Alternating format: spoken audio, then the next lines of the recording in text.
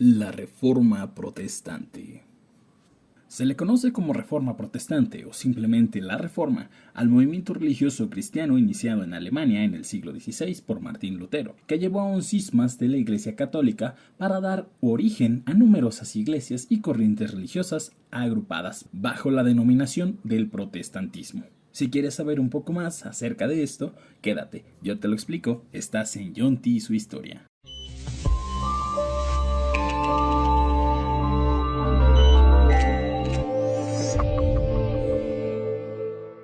La reforma se inició en Wittenberg, capital del Ducado de Sajonia, en la actual Alemania, a principios del siglo XVI.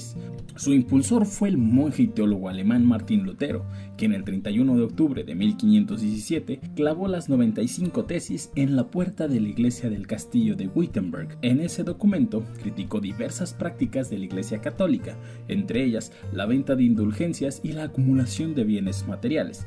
Él predicaba a favor del retorno a los valores del cristianismo primitivo y contra la autoridad del Papa sobre toda la cristiandad. Esto dio origen al protestantismo.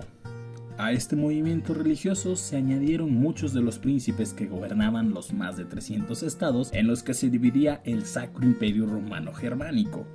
Las 95 tesis, cuyo nombre original es Deputatum pro Declaratum Virtutis Indulgentiarum, también conocida como las 95 tesis, es la obra de Martín Lutero que se considera el documento central de la Reforma Protestante. Es una lista de proposiciones para un debate académico escrita por Martín Lutero, profesor de teología en la Universidad de Wittenberg en el año de 1517 y que dio comienzo a la Reforma Protestante.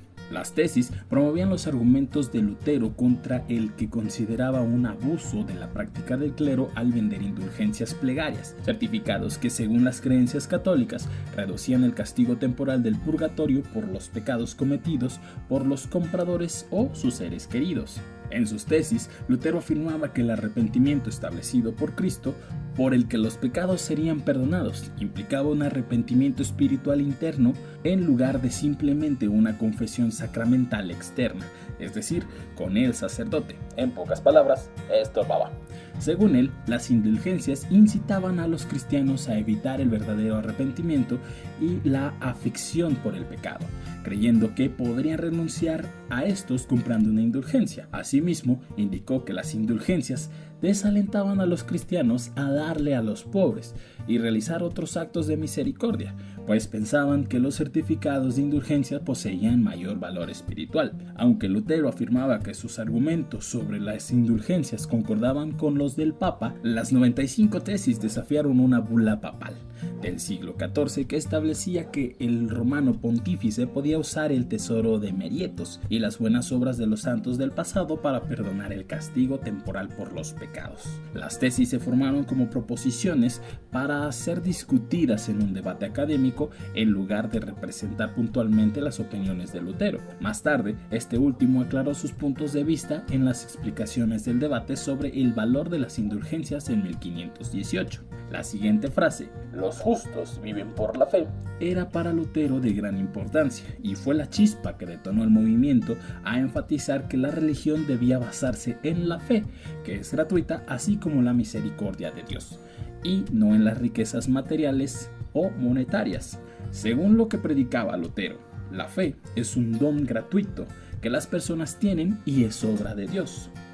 El haber podido identificar este significado fue una revelación e iluminación que cambiaron el sentido de las antiguas escrituras que Lutero tenía anteriormente. El 31 de octubre de 1517, Lutero envió sus tesis anexadas a una carta al obispo electo de Maguncia, Alberto de Brandeburgo, fecha que actualmente se considera como el inicio de la Reforma Protestante y que se conmemora anualmente como el Día de la Reforma. El término reforma se emplea porque, de acuerdo a sus intenciones iniciales, la idea era reformar el cristianismo y recuperar un sentido original primigenio que se consideraba perdido en la teología del catolicismo. Este movimiento de división del mundo cristiano separó en dos a Europa. En el conflicto intervinieron diferentes príncipes y aristócratas que vieron en la reforma la oportunidad perfecta de crear sus propias iglesias cristianas estatales, liberándose así de la autoridad del Papa y del Vaticano. Cabe aclarar que antes de Lutero nadie se había puesto de frente contra la Iglesia, o al menos no alguien que lograra tanto alcance como lo hizo él.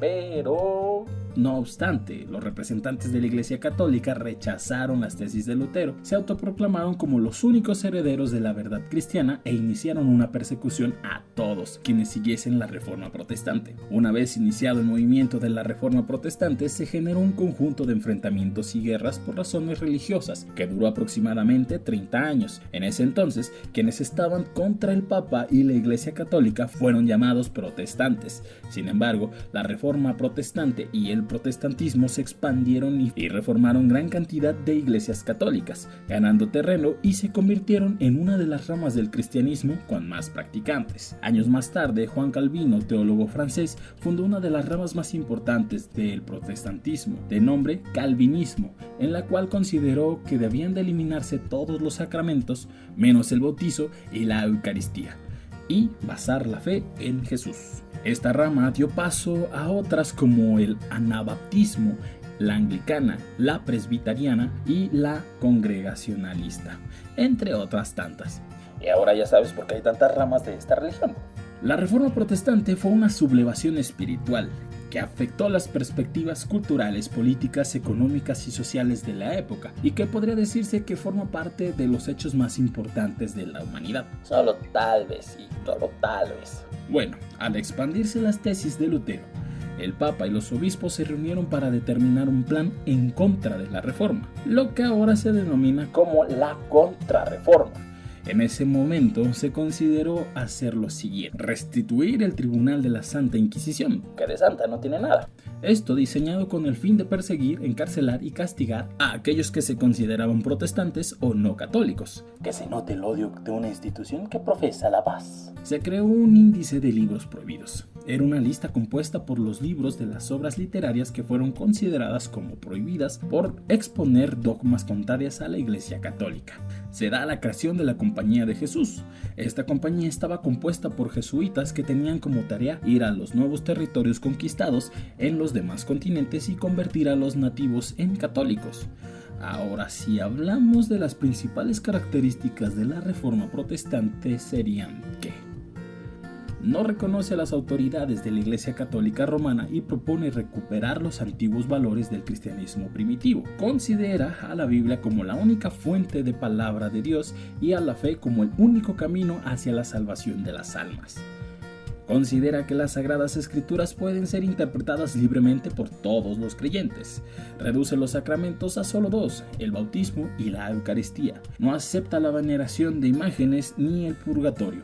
Rechaza la Inmaculada Concepción de María y su asunción en cuerpo y alma a los cielos. Acepta a Jesucristo como el único medidor entre Dios y los creyentes. No posee jerarquía eclesiástica, solo referentes espirituales, ya que considera que todos los creyentes pueden ser sacerdotes.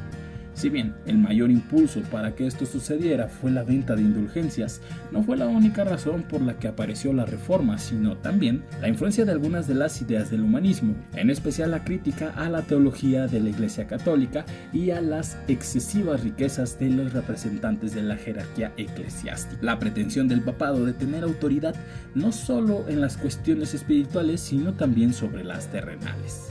La invención de la imprenta, que permitió difundir en poco tiempo las 95 tesis de Wittenberg por gran parte del norte y centro de Europa, creando una guerra de folletos. La Reforma y la Contrarreforma trajo como resultados la división de la cristiandad occidental en dos grandes ramas. Además de esto, también tenemos que derivaron en el estallido de la Guerra de los 30 años, es decir, de 1618 a 1648.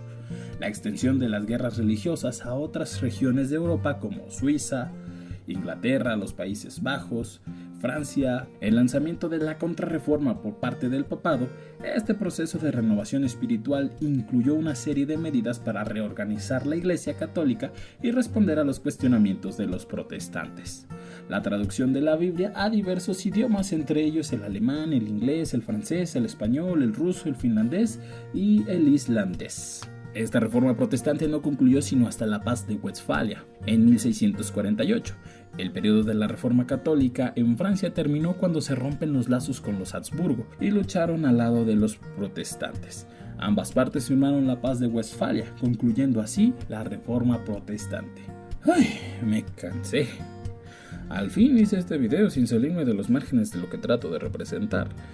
Bien, este fue el resumen de la Reforma Protestante. Espero te sirva y encuentres alguna de las respuestas que necesites o logres entender el movimiento. Como siempre, te dejo las fuentes de donde salió la información para la elaboración de este video en la descripción. Sin más que decir, me despido. Hasta el próximo video. Cualquier duda, queja o sugerencia o simplemente si quieres pasar a saludarme, te leo en los comentarios. Comparte, dale me gusta y suscríbete. Eso ayuda mucho. Bueno, esto fue Jonty y su historia. Jonty fuera. Esta reforma protestante no concluyó sino hasta la paz de Westfalia en